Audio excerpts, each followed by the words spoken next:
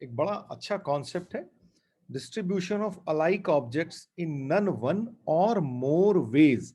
अच्छा, इसको हम बैगर्स मेथड भी बोलते हैं और नहीं बोलते, मतलब बेसिकली मैं इसको बोलता हूँ कि बैगर्स मेथड है ये, उससे थोड़ा सा दिमाग में चीजें बेटर हो जाती हैं। तो अगर आप बुक में ढूंढने की कोशिश करोगे कि भाई ये बैगर्स मेथड क्या है, तो probably you will not find it. वहां पे यही लिखा होगा, distribution of alike objects in none one और मोर वेज।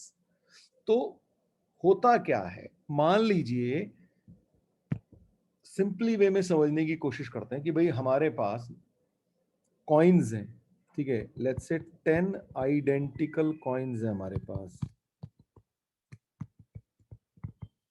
ठीक है, और 3 बैगर्स हैं and 3 beggars A B C. अब इन 10 आइडेंटिकल कॉइन्स को आपने 3 बैगर्स में डिस्ट्रीब्यूट करना है ना। तो आप क्या करते हो भाई, उठाते हो, और जैसे आपने शादी ब्याहों में देखा होगा लोग क्या करते हैं, पैसे उछाल देते हैं ना, तो फिर बहुत सारे बच्चे बैगर्स टाइप के लोग खड़े होते हैं, वो उठा के टूट पड़ते हैं उस पर। देखा है, किसी ने देखा है बात, ये बताओ मुझे पहले, तो ऐसा होते हुए देखा है? बिल्कुल सही देखा आप लोग ने ना, कभी कभी शादी ब्याह तो अटेंड किए ही होंगे। तो उसमें होता क्या है, जब आप पैसे उछाल देते हो तो आप ये बॉदर नहीं करते कि किसके पास कितने आए, है ना। कई बार क्या होता है, एक ही भिखारी जो है सारे उठा के ले जाता है। कई बार क्या होता है, 2-3 एक केस से आते हैं, 2-3 एक केस से आते हैं, फिर भी 1-2 जो खाली रह जाते हैं, ठीक है। पर आप डिस्ट्रीब्यूट कर देते हो, आपका कोई मतलब नहीं है, तो इसी को बोलते हैं वन, नन वन और मोर। मतलब एक ऐसा भी हो सकता है किसी के पास एक भी नहीं आया, और ऐसा हो सकता है उसके पास ज्यादा आए हो वन से, ठीक है। तो नन वन का मतलब ये हो गया कि कोई नहीं आया उसके पास।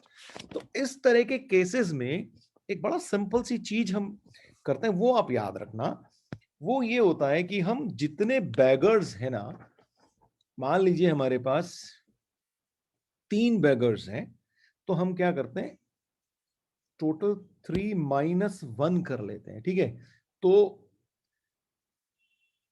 3 में से एक माइनस किया तो क्या होगा, आपके पास 2 बचे, तो ये आया 2। अब आपके पास 10 कॉइन्स हैं, 2 आप फेक कॉइन्स जो है इंक्लूड कर लेते हो, ठीक है। 2 आपने फेक कॉइन, मतलब जितने बैगर्स थे उससे एक कम फेक कॉइन। फेक कॉइन का मतलब जैसे आपका ये कॉइन ऐसा हो, ये वाले 10 कॉइन ऐसे हैं, और दूसरा फेक कॉइन कुछ ऐसा हो गया, ठीक है। ऐसे 2 फेक कॉइन आपने कर लिया और उनको उड़ा दिया, तो आपके पास जो टोटल बनते हैं, तो मैं इसको एन और पी के बेस में यूज कर रहा हूं, आपको फॉर्मूला बना के दे रहा हूं, ठीक है। तो फॉर्मूले में क्या होता है, अगर आपके पास एन कॉइन्स हैं, N identical coins, right, N identical coins हैं, और आपके पास पी बैगर्स हैं, ठीक है। तो आपने क्या किया, P-1 फेक कॉइन्स बनाते हैं, तो आपके टोटल अरेंजमेंट्स, ठीक है, टोटल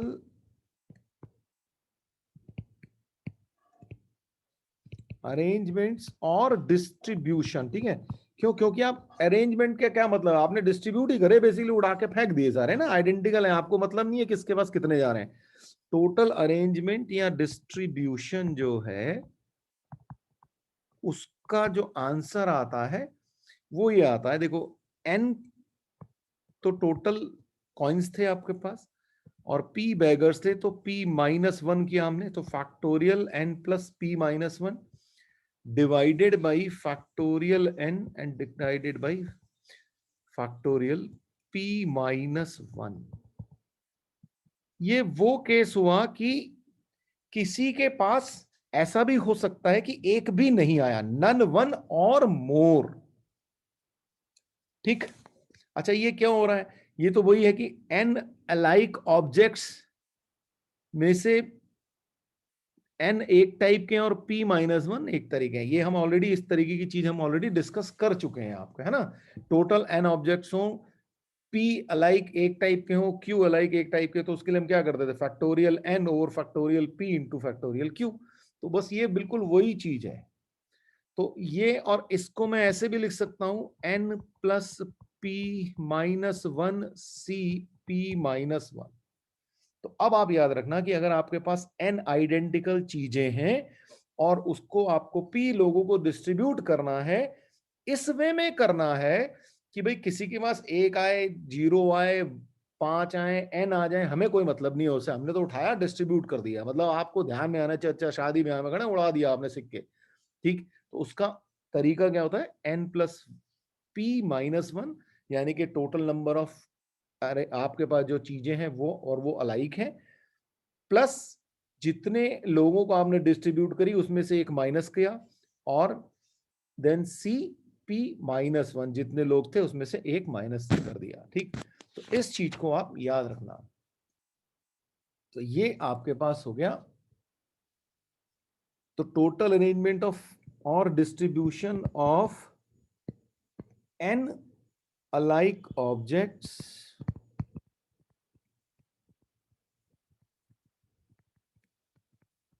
to p persons।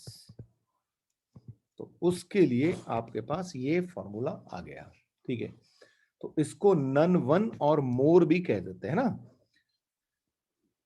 अच्छा, अब इसी में एक वेरिएशन ये हो सकता है कि ways to distribute, ways to distribute such that each gets at least one। ठीक है, मतलब अब आपके मन में दया भी आ गई, आपने कहा देखो खाली कोई नहीं जाना चाहिए हमारे पास से, है ना। तो आपने कहा क्या, आपने कहा भाई अच्छा ये पी बैगर्स खड़े हैं, आपने एक एक एक एक तो हर एक को पकड़ा दिया है, ठीक है। तो अब आपके पास सिचुएशन क्या बच गई, जब आपने पी लोगों को एक एक पकड़ा दिया, तो आपके पास सिचुएशन क्या बनी, अब आपके पास टोटल जो थे एन थे, पी आपने ऑलरेडी दे दिए, ठीक है ना। तो ये तो आपने ऐसे इसलिए दे दिया कि भाई चलो कोई खाली नहीं जा रहा, है ना। पहले वाले में हमने ये बॉदर नहीं किया कि कोई खाली है नहीं है हमारी बला से। यहाँ पे हम थोड़े से और ज्यादा दयालु हो गए, थोड़ा सा हमने और अपना दरिया दिली दिखाई, हमने कहा नहीं हमारे घर सामने से कोई खाली नहीं जाना चाहिए। तो हमने क्या किया, हर एक को एक एक पकड़ा दिया और उसके बाद बाकी के उछाल दिए, ठीक। तो अब आपके पास एन के बदले एन माइनस पी थे। तो अब हमारा फॉर्मूला क्या हो जाएगा, जहां जहां पे एन था वहां पे एन माइनस पी रिप्लेस कर दो, तो आपके पास क्या आ जाएगा, N minus one C P minus one. तो एन की जगह एन माइनस पी किया तो पी से पी कैंसिल हो गया, तो N minus one C P minus one. यानी कि ये ऐसा अरेंजमेंट है, ये ऐसा डिस्ट्रीब्यूशन है अलाइक ऑब्जेक्ट्स का कि भाई हर एक को एक मिला है। अब एक से ज्यादा कितने मिल गए हमारे को मतलब नहीं है उससे कितने मिल गए, ठीक है। क्लियर हो गई बात, इसको नोट कर लो और याद रखना। तो अब अगर हम अपनी ये जिस प्रॉब्लम से शुरू हुए थे कि भाई हमारे पास 10 कॉइन्स थे, 3 बैगर्स थे, तो उसका आंसर नन वन और मोर के केस में क्या आएगा, तो हमारे पास क्या होगा, n इज इक्वल टू 10 है, p इज इक्वल टू 3 है। तो हमारा तरीका क्या है, n plus P minus one और c p माइनस वन, यानी कि 3 माइनस 1। तो आंसर क्या आ गया, 12C2 हमारा आंसर होगा। अब इसी चीज को थोड़ा सा और समझें। आपने जो ए बैगर थे, आपके पास 3 बैगर्स थे ना, ए बी सी। जो आपके पास ए बैगर्स थे उसके पास जो कॉइन आए आपने उसको x1 बोल दिया, बी के पास जो कॉइन आए आपने उसको x2 बोल दिया, और सी के पास जो कॉइन आए उसको x3 बोल दिया, ठीक है। तो तीनों कॉइन्स जितने भी आए उनका सम कितना होना चाहिए भाई, है तो आपके पास 10 ही कॉइन ना। तो आपके पास अब इसमें हो क्या सकता है भाई, हो सकता है कि x1 0 ही रहा हो और ये 5 और 5 आ गया हो, ठीक है। या फिर ये 1 रहा हो, ये 6 रहा हो, ये 3 रहा हो, ऐसा भी हो सकता है।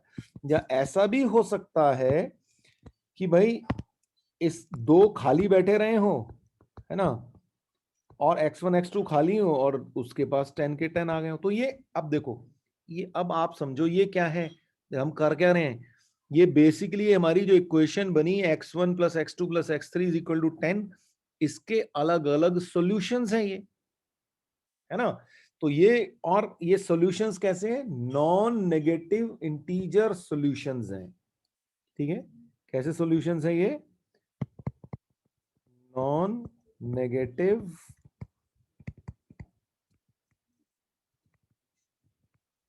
Integer solutions. ये नॉन नेगेटिव क्यों है, क्योंकि भाई किसी के पास 0 है, किसी के पास उससे ज्यादा है, किसी के पास और ज्यादा है।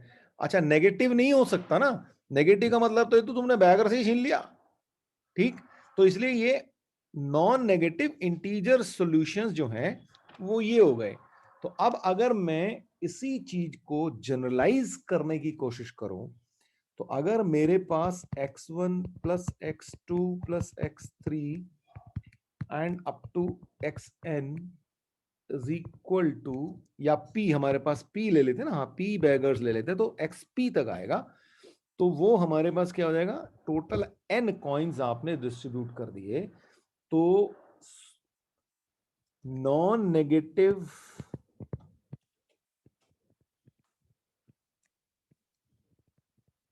इंटीजर सॉल्यूशन या इंटीग्रल सॉल्यूशंस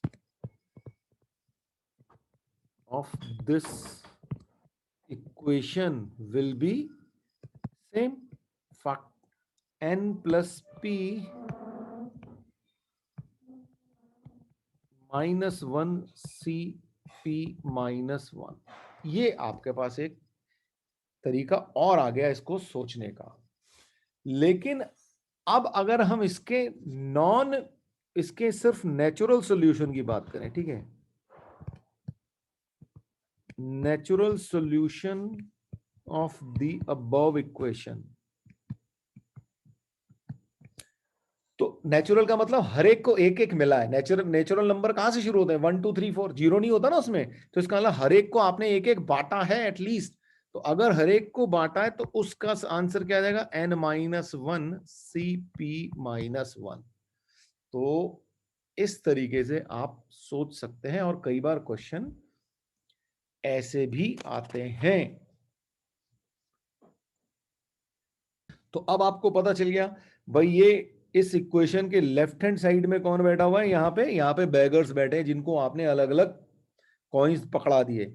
और ये जो राइट हैंड साइड में बैठा है, ये कौन बैठा है, ये टोटल नंबर ऑफ कॉइन्स थे जो आपने इन बैगर्स को बांटे, जिसमें से किसी बैगर के पास 1 आया, किसी के पास 2 आया, किसी के पास 25 आ गए, डिपेंडिंग ऑन दी आपका एन कितना था, है ना। और यह भी हो सकता है कि आधे से ज्यादा लोगों के पास कुछ भी नहीं आया हो, और बाकी आधे से ज्यादा लोगों के पास बाकी के सारे आ गए हो, ठीक है।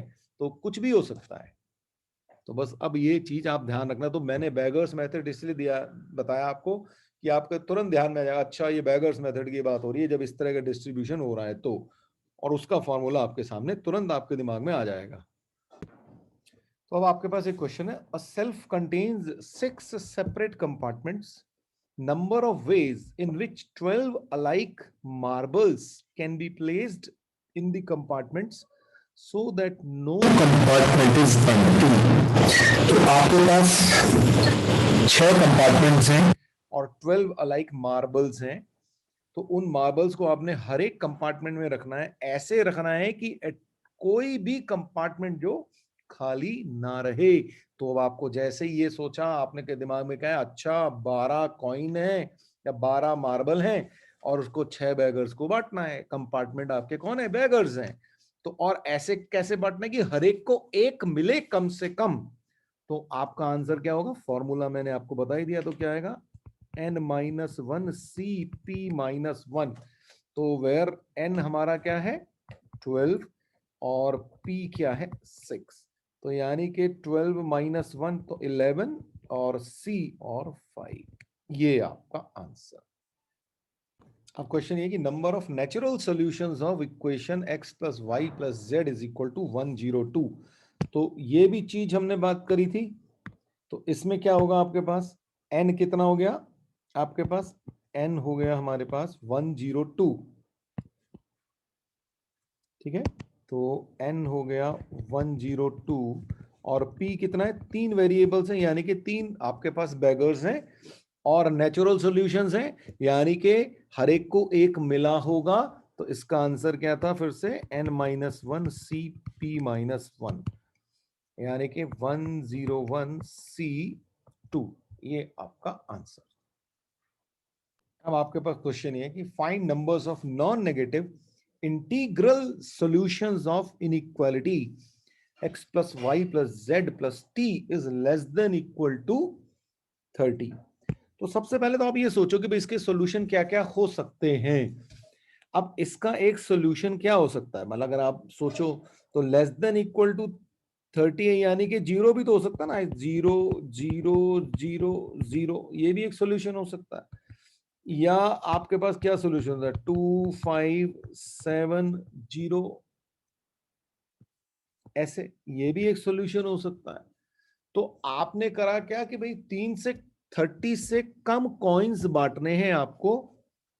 30 या 30 से कम, हो सकता है आपने एक ही कॉइन बांटा हो सकता है आपने 2 कॉइन बांटे हो सकता है आपने 0 ही कॉइन बांटे हो सकता है 25 कॉइन बांटे हो, या हो सकता है आपने 30 कॉइन ही बांटे हो। तो लेकिन अब यहां पे अगर हम ये कोशिश करेंगे अलग अलग केस बनाने की, तो भैया फिर तो 30 केस बन जाएंगे तुम्हारे, या इनफैक्ट 31 केस बन जाएंगे, क्योंकि एक जीरो भी इंक्लूडेड हो जाएगा। ठीक है, तो 31 केसेस बनाने का मतलब तो बिल्कुल ही बेवकूफी है ना। तो अब हम क्या करेंगे, तो हम एक चीज करते हैं कि हम अपनी तरफ से एक बैगर इंट्रोड्यूस कर देंगे इस केस में। तो वो बैगर क्या करेगा, वो उस चीज को इंक्लूड कर लेगा कि भाई जब कुछ भी नहीं हुआ तो उस बैगर को मैंने बोल दिया W, और उसके बाद मैंने कहा 30। जब कुछ नहीं हो रहा तो बाकी के, अगर आपके पास एक आपने कॉइन बांटा तो 29 ये वाला मेरे वाला जो मैंने इंट्रोड्यूस किया ना अलग से वो ले गया। आपने 2 बांटे सिर्फ कॉइन तो वो 28 बाकी के वो ले गया। आपने 30 बांटे तो उसको कोई नहीं मिला, खाली खड़ा रहा वो। तो इससे क्या होगा कि अब मेरा काम बहुत ही आसान हो गया। तो अब मेरे पास 4 बैगर्स हैं, तो इसको नन वन और मोर के हिसाब से मैं डिस्ट्रीब्यूट कर देता हूं। तो मेरा आंसर क्या आएगा फिर इस केस में, नन वन और मोर के हिसाब से हमारा क्या, n plus P minus one और c p माइनस वन होता है। तो n मेरा कितना हो गया, n तो 30 है ही, और p कितने हो गए, 5 हो गए, -1 और c 5 - 1। तो आंसर कितना हो गया, 34C4। इसको आप फिर से समझना चाह रहे हो ना, देखो आपके पास टोटल 4 वेरिएबल्स हैं x y z t, तो हमने उसको बोला कि भाई ये हमारे 4 बैगर्स हैं। अब 4 बैगर्स को आपने 30 या 30 से कम कॉइन्स डिस्ट्रीब्यूट करने हैं। ठीक, तो यानी कि आपके पास क्या क्या ऑप्शंस है, आप एक कॉइन ही डिस्ट्रीब्यूट करो, आप 2 ही करो, या आप 30 कर दो, ऐसे करके आपके पास टोटल, या आप एक भी नहीं करो। तो इसका मतलब क्या हो गया कि 30, अच्छा नेगेटिव तो पे नहीं जाओगे ना, नेगेटिव का मतलब तो बैगर से ले लोगे तुम, तो इसलिए -1 कॉइन तो आप डिस्ट्रीब्यूट नहीं कर सकते। तो 0 से लेके 30 तक आप कितने भी कॉइन डिस्ट्रीब्यूट कर सकते हो। ठीक, अब उसमें क्या होगा, आपको अलग अलग केस बनाने पड़ेंगे। पर हमने क्या किया, हमने कहा स्मार्ट काम करो भाई, हमने कहा भाई ठीक है हम एक अपना नया बैगर इंट्रोड्यूस कर देते हैं। अब वो बैगर का काम क्या है, बैगर कह रहा है कि भाई आपके पास अगर आप सिर्फ एक ही कॉइन डिस्ट्रीब्यूट करना चाहते हो तो वो मेरे का, और मैं ये मान के चलो अब मेरे पास 30 कॉइन ही डिस्ट्रीब्यूट करने हैं मुझे।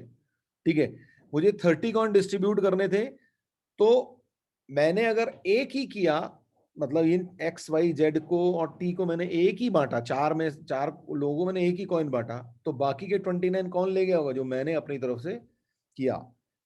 तो एक्चुअली में क्या हुआ कि सिर्फ एक ही कॉइन तो डिस्ट्रीब्यूट हुआ ना, तो वो केस इंक्लूड हो गया। ऐसे मान लीजिए 5 कॉइन्स हमने डिस्ट्रीब्यूट करने थे, तो 5 तो इन 4 को मिले होंगे, इनके 4 में कुछ इस तरीके से डिस्ट्रीब्यूट हुए होंगे। बाकी के 25 ये मेरे वाला एक्स्ट्रा वैगर ले गया। तो क्या हो रहा है, आप नेट में तो आपकी मर्जी है कि आप 1 कर रहे हो, 2 कर रहे हो, 3 कर रहे हो, पर ये क्योंकि मैंने हाइपोथेटिकल पर्सन इंक्लूड कर दिया है, तो ये क्या कर रहा है, बाकी के कॉइन्स उठा के ले जा रहा। तो आपकी इक्वेशन हर बारी x plus Y plus Z plus T plus W is equal to 30 हो रही है, और उसका आंसर हमने ये निकाल लिया। तो ये इस वे में काम हो रहा है। अब क्वेश्चन ये है, a man wants to buy 25 mangoes in 4 different varieties. ठीक है, buying at least 4 of each variety, in how many ways can he plan his purchase if mangoes of each varieties are identical and available in abundance? कि मतलब आपको पास मैं बाजार गया, मुझे 25 mangoes खरीदने थे और वहां पे 4 वैरायटी के मैंगो मिल रहे थे। तो मेरे को पता है मेरे घर में अलग अलग 4 लोग हैं, चारों अलग अलग वैरायटी के पसंद करते हैं। तो भाई हर एक के 4-4 तो लेने ही है ताकि सारे लोग खुश हो जाएं, और बाकी के मेरे पास जो बचेंगे उसके मैं कोई भी एक्स्ट्रा ले सकता हूँ। ठीक, अब पहली बात तो ये हो गई कि मेरे पास 4 वैरायटीज हैं, तो X1 X2 X3 X4 हो गया। ठीक, अब सबसे पहले मैं क्या करूंगा, मैं भैया क्या करूंगा, 4-4 तो खरीद लूंगा, तो यानी कि मैंने टोटल 16 तो पहले ही खरीद लिए। तो 25 माइनस 16 जो है वो तो मैंने खरीद लिया। मेरे पास 9 ऐसे खरीदने जो कि मैं डिफरेंट वेराइटीज के खरीद सकता हूँ। ये अब ये आ गए आपके पास, नंबर ऑफ कॉइन्स 9 है और बैगर 4 है। ठीक है, तो 4 वेराइटी के हैं। तो अब आपके पास क्वेश्चन क्या है, X1 plus X2 plus X3 plus X4, ये 4 वैरायटी के खरीदने और टोटल 9 खरीदने हैं। तो इसका, और अब मैं जीरो खरीदूं किसी का या नन वन और मोर वाला मेथड से मैं इसको खरीद लूंगा। तो मेरे पास नन वन प्लस मोर क्या कहता है, N plus P minus one C P minus one, यानी कि 9 प्लस 4 माइनस 1 सी 4 माइनस 1, ये क्या हो जाएगा, C4 और माइनस 1, तो क्या हो गया 12C3 मेरा आंसर आ जाएगा।